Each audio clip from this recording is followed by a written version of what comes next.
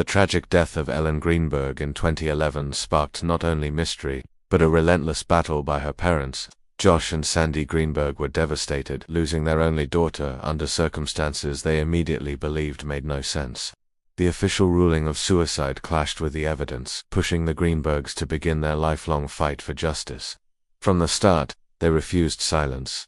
Determined Ellen's story would not fade into another forgotten unsolved case. They questioned investigators, demanded answers, and highlighted contradictions in the official narrative that simply could not be ignored. The autopsy showed 20 stab wounds, yet Ellen's death certificate declared suicide, a conclusion that deeply angered the family. Josh Greenberg described sleepless nights, replaying every detail, convinced his daughter was brutally murdered, not self-afflicted.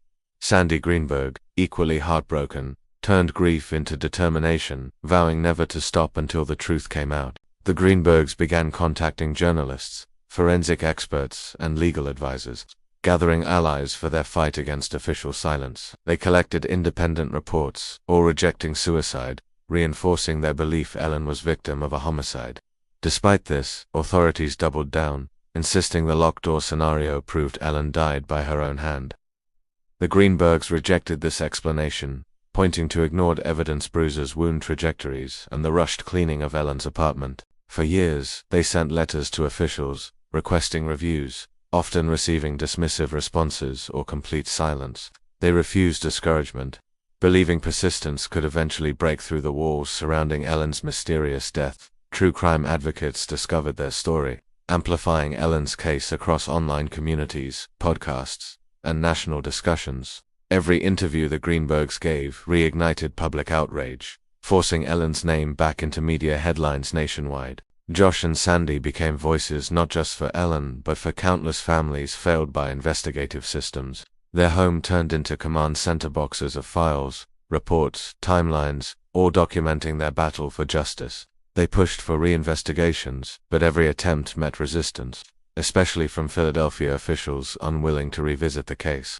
In 2018, Attorney General Josh Shapiro's office took over, finally giving the Greenbergs renewed hope. For months, they waited anxiously, believing fresh eyes would finally see the truth hidden in plain evidence. But in 2019, that hope collapsed. Shapiro's office closed the case, declaring suicide once again. The Greenbergs were devastated, betrayed by yet another institution unwilling to confront uncomfortable contradictions in Ellen's case. Sandy described the ruling as a knife through the heart all over again, reopening wounds never healed.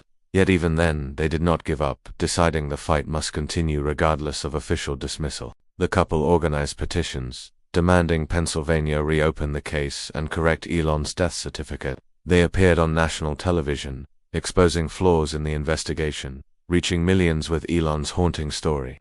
Their persistence gained attention from international forensic experts, many offering support and condemning the suicide classification. Experts confirmed, this is homicide, not suicide. The evidence speaks clearly, but the system refuses to listen. Despite expert consensus, Pennsylvania authorities resisted, leaving the Greenbergs feeling silenced, ignored, and betrayed by justice itself. Josh often reflected on Ellen's childhood, remembering her as bright, loving, and destined for a full life. Sandy held tightly to Ellen's photos, using her daughter's memory as fuel to keep pushing forward. Their mission expanded, not only to prove homicide, but to expose systemic failures harming countless families. They reminded the world Ellen's story was not isolated. Many deaths had been misclassified or mishandled. The Greenbergs connected with other grieving parents, forming networks of resilience against institutional indifference. Together, they pressured officials, arguing for reforms in how suspicious deaths were investigated and classified. Over time, Ellen's case became symbolic, representing a broader battle between grieving families and flawed institutions. In 2025, a shocking twist reignited hope. The original pathologist reversed himself, admitting Ellen's death was homicide.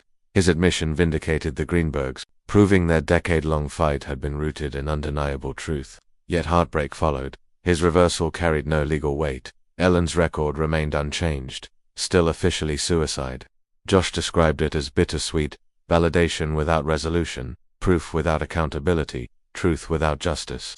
Sandy wept, knowing even with the confession, her daughter's death certificate still carried a lie. Still, the Greenbergs refused to stop, insisting one day institutions would be forced to correct history.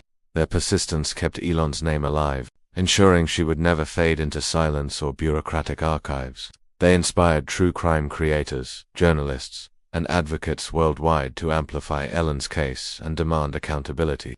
The couple's resilience became an example of unconditional love, showing grief could transform into unshakable strength. Even after years, they continued speaking out, attending forums, and challenging officials face to face. Every conference, every interview, every statement was fueled by one goal: justice for Ellen. Their fight stretched over a decade, yet they insisted time could not erase truth. Supporters admired their strength, calling Josh and Sandy warriors against corruption and systemic negligence. The Greenbergs reminded the world that parents never stop fighting for their children, even long after tragedy strikes.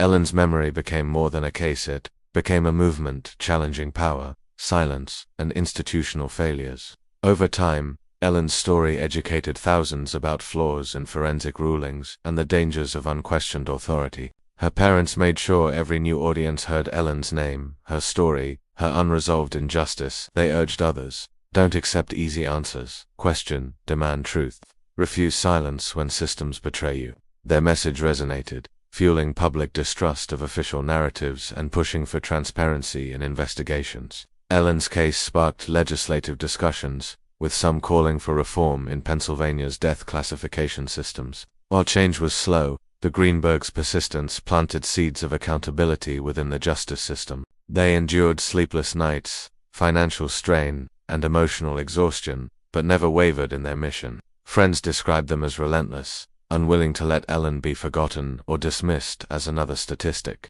Every year on Ellen's birthday, they spoke publicly, reminding the world she deserved truth, not denial. Candlelight vigils honored her memory, drawing supporters who stood alongside the Greenbergs in solidarity.